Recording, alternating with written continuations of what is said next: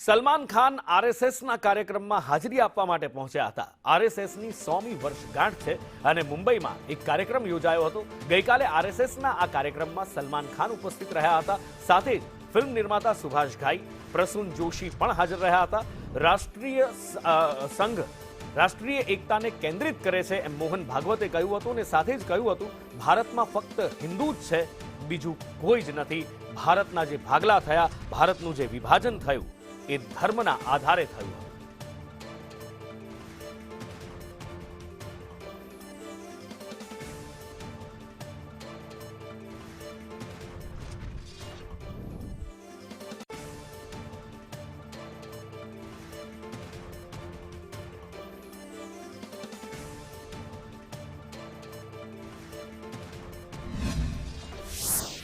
अब ये यहाँ थोड़ी समझने की बात आती है। हम कहते हैं कि भारत में हिंदू ही है और कोई है नहीं। हिंदू है यानी क्या है?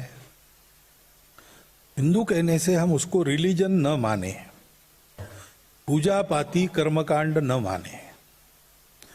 हिंदू एक विशिष्ट समुदाय का नाम नहीं है। हिंदू ये नाउन नहीं है, संज्ञा नहीं है। हिंदू एडजेक्टिव है, विशेषण है।